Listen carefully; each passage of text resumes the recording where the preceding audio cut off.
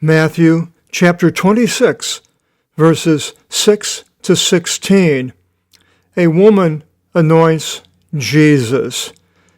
The word that we are going to be featuring in this video is number 3422, memorial, and we will continue with the verbs that are highlighted in purple.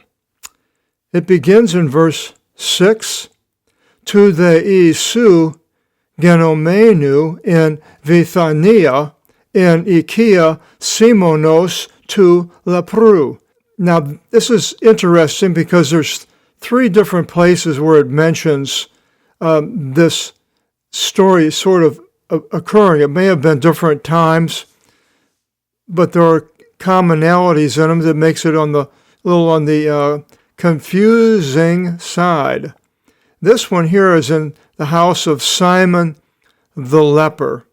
Now, here the underlined word is a participle, a verbal adjective, and then the verb itself.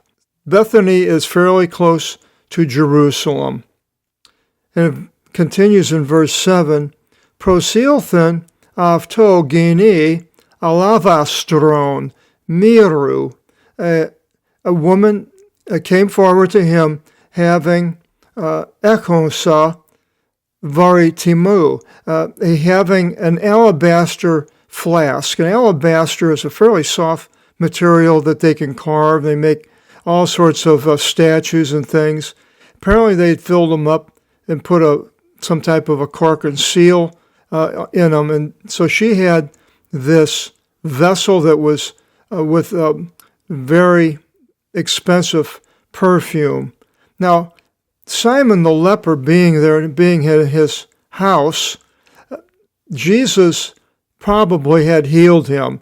He wouldn't have went to a leper's house in leprosy because the leper was considered unclean if you touched a leper. And so Jesus, what he did is he made the leper clean so he could touch him. Same thing with a dead body. If the person was dead, then you touched them, you'd become unclean, but Jesus raised them from the dead, causing the law to change to the point where Jesus is not guilty of disobeying the law. Now, this perfumed liquid is mentioned 29 times in the Old Testament, and 5 of these times is interestingly in the Song of Solomon. And this story is also in Mark 14:3. But in Exodus 20:25, as far as this myrrh, perfumed miru, it says, in first place we see it, and you shall make it a holy scented unguent oil, a perfume liquid scented by the coat of a perfumer. So the people that were perfumers made this unguent oil, a holy scented unguent oil. It was only to be used in the temple, nowhere else. They couldn't make a copy of it and sell it. So it was very special for the temple. It mentions in 2 Chronicles 16:14, when King Asa died, he was embalmed in myrrh. Here in Matthew 26, 6-16, we have with Simon the leper. Now this has an alabaster jar. The disciples, as we find out later, are indignant. It was for embalming, Jesus says, in a memorial to her. And Judas went to the chief priest. Now, we also see in Luke 7:37, the house of a Pharisee with a woman wiping the feet of Jesus with her tears. She was a woman from the city, it says, and she also had an alabaster jar. And she wiped his feet with her tears. And the next one is in the Mary of Lazarus, and this is in, I think it's in Matthew 11:2 or 12:3 and 5. And a story of this Lazarus, of Mary and Martha, and she wiping his feet is prophesied or told it's going to happen. And then in the 12th chapter, she has wiping his feet with her hair. the house is filled up with this scent, and then the complaint about not selling it for 300 denarii. So now we'll go back to our text, but we'll see this one here. It says, Ke katechen epi tin kefalin avtu anakimeno. Now the other place, she wiped his feet with it, with her tears. But here she pours it down upon his head. It doesn't say anything about the tears here, I believe. In verse 8, Idontos they imathite avtu, but his disciples, seeing it, as she broke the alabaster jar, eganak tisan, they were indignant. This word, being indignant, in Matthew 20:24, it says, the 10 disciples were indignant against James and John when they were asking about who is going to be sitting at his right in his kingdom. The chief priests were indignant towards Jesus when they heard the children calling out, Hosanna. The ruler of the synagogue, when Jesus healed on the Sabbath, was indignant, and that's in Luke 13:14. So they were indignant, legontes, saying, Isti e apolia avti. For what reason is this lost? Now it's interesting where it's plural, more than one person are saying this. We know later that Judas was the one who did say it, one of these many, I suppose, or his disciples. In verse 9, Idhinato gar tuto tomiron prothene polu. For this perfumed liquid would be able to be sold for much, ke dothine tis patokis, and to be given to the poor. Now it says in John later that Judas didn't really care for the poor, but he was a thief and he had the money and he was stealing from the coffers. But as far as the poor, we see in Mark 10:21 where Jesus told the rich man to give to the poor. So to give to the poor is right here is what they want to do and what we should be doing. But there are other poor. There's a poor widow in Mark 12:42 who threw money into the treasury for the temple, and how Jesus said she threw more than the rich people. Luke 6:20 says, "Blessed are the poor, for yours is the kingdom of God." So being poor is not a curse as far as God is concerned. A person can be poor and God can use them greatly. You may not have a whole lot of money. I have a man that's staying with me now, and he doesn't have hardly any money, but he does a lot of good things for people and is a great help to me. And then in Luke 14:13 it says, "But whenever you at a banquet call the poor, maimed, lame, and blind to your banquet."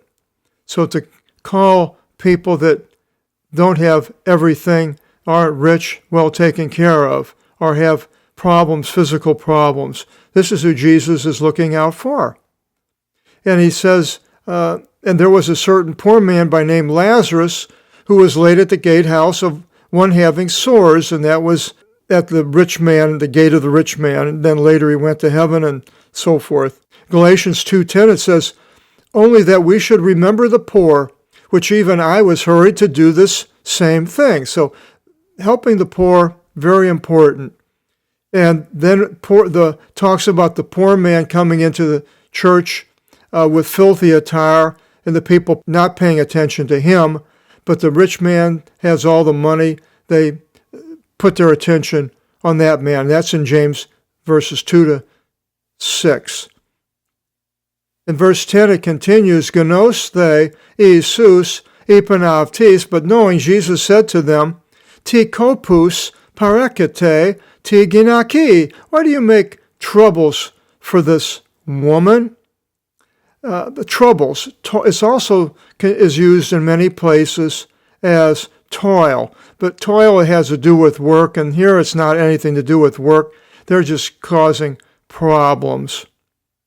It says in Luke 18:5, it says, "Yet because this widow makes trouble to me, I shall avenge her, that it should not come to pass, bruising me in the end." And that was the unrighteous judge. So it says, "Ergon gar kalon ergasato isame," for she worked a good work for me.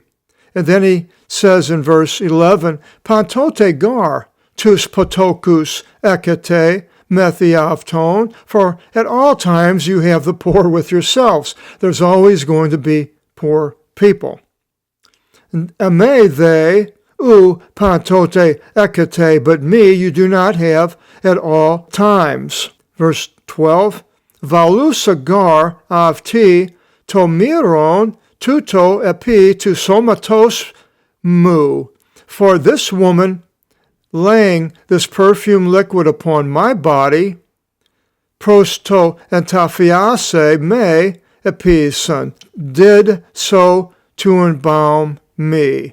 So embalming, because he's now going to talk about his going and being crucified. Being embalmed, we see that Jacob was embalmed in Egypt and taken into Israel in Genesis 50, verse 2.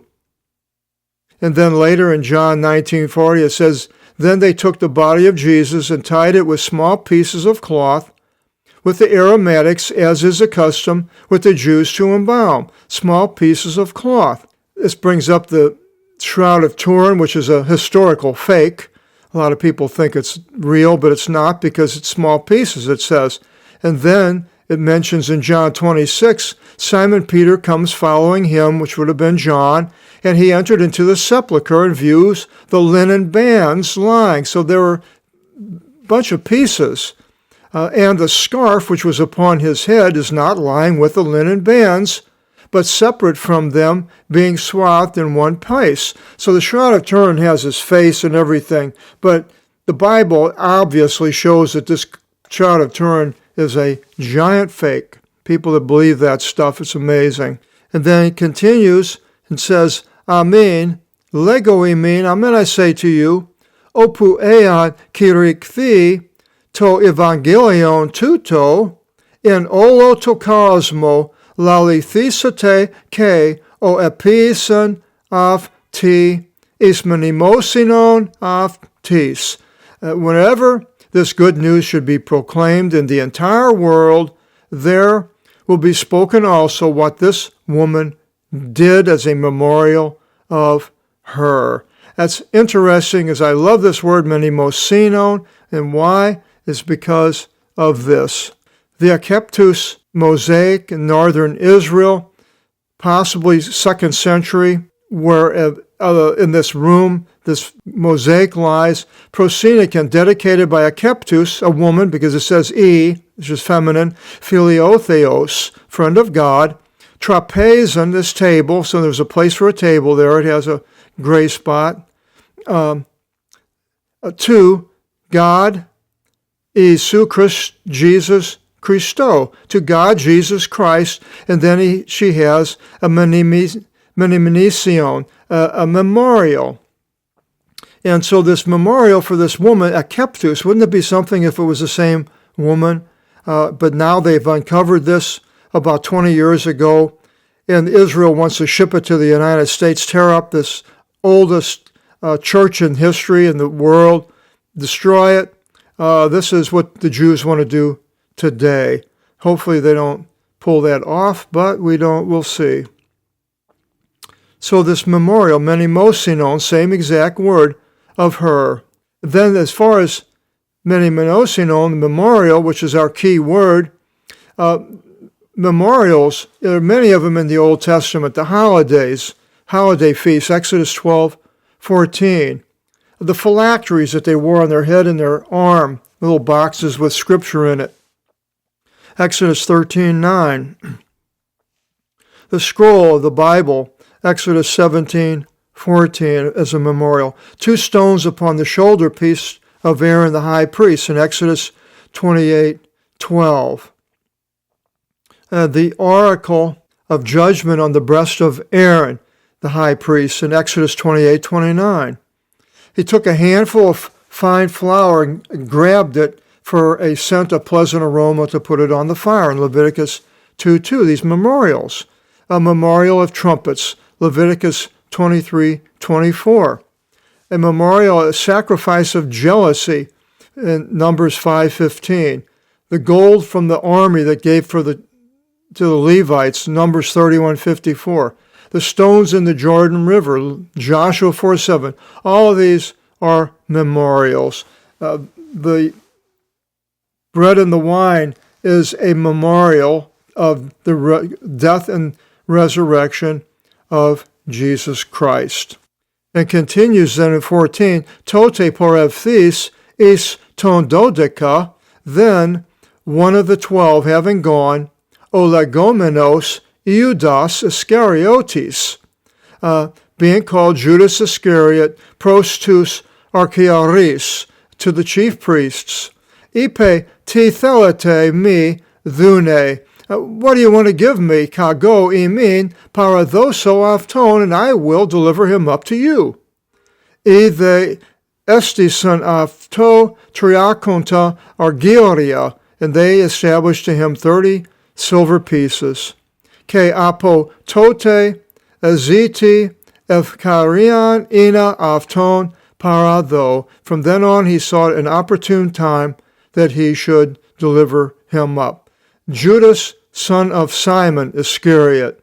He was chosen by Jesus. Why Jesus chose this man? He knew he was going to deliver him up for crucifying. Only God knows. But chosen doesn't mean just because you're chosen. Many are called, but few are chosen. But if you're even chosen, you can still walk away from God, because it's obvious here that he did. Judas was also the one who delivered him up and then kissed him in the Garden of Eden, as he showed to the soldiers that he would be the one that they should capture. And so he delivered up Jesus, and afterwards then he committed suicide. The next section, the last Passover.